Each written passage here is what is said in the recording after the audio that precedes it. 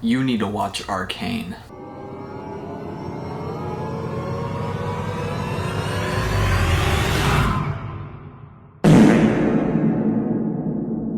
Hey, what's going on everyone? It's your boy Luke here with my first review on the channel talking about Arcane, a Netflix series that released on November 6th of 2021. Wait!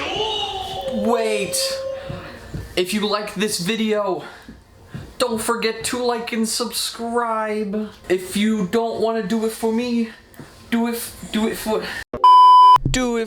him. Featuring familiar face Haley Steinfeld playing V or Violet, known for her work in Bumblebee, Spider-Man Into the Spider-Verse, and the new Marvel series Hawkeye, available on Disney+.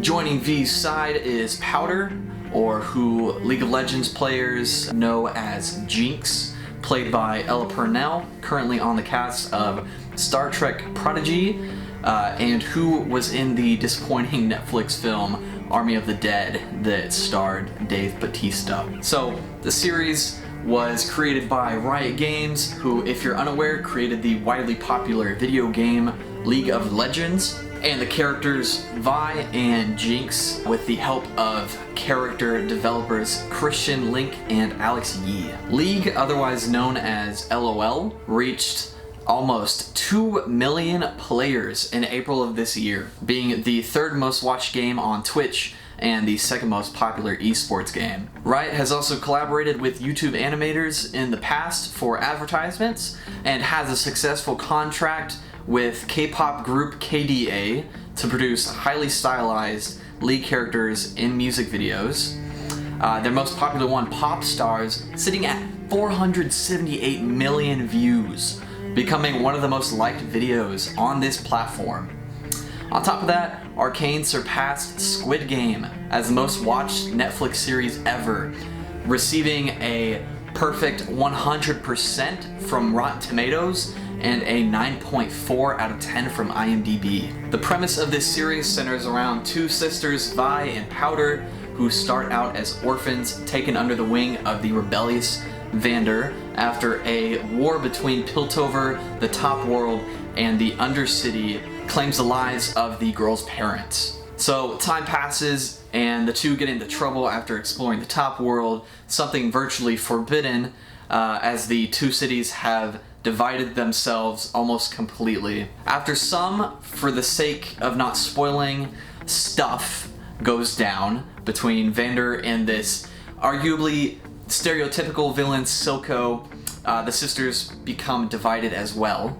And so the second half of this season, yes, of course, they've confirmed there will be a second season, is about whether or not the girls can truly unite once more, or if they no longer can trust each other. I personally never cared much for the League of Legends game itself, but man, do they have an amazing media team. The animation, for starters, is phenomenal, and I'm sure Steinfeld is glad to be tied to another successful and beautiful animation on par with Spider-Verse. Scenes with Powder, who after splitting from her sister takes on the name Jinx, are vibrant yet harsh with hand-drawn sketches that really snap the eye into focus, despite its chaotic nature. So, the characters themselves are pretty well written, although much of the series is a bricolage of different character types, most notably Jinx as the Harley Quinn type.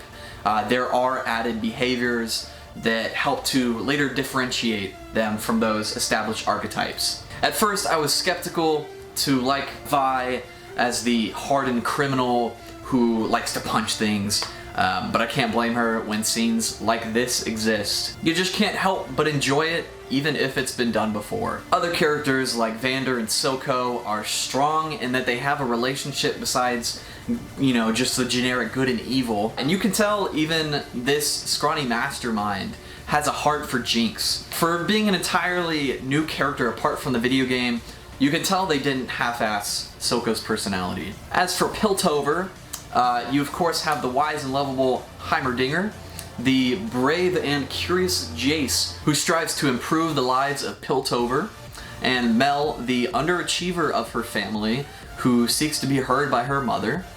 Of course, seen it before. There's also Victor, who helps Jace explore arcane magic despite his declining health. Caitlyn, the young enforcer, who has a peculiar drive to help Vi in her endeavors. And Echo, otherwise known to Vi and Jinx from their youth as Little Man. The plot itself is very fast-paced, not only in that Piltover and the Undercity advance at a far more rapid pace than our own world, but that it keeps the viewer's attention with constant action, and any parts without that are important character building scenes with well-written dialogue. Overall, I would give this series, based only on Season 1, probably like a 9.5 out of 10.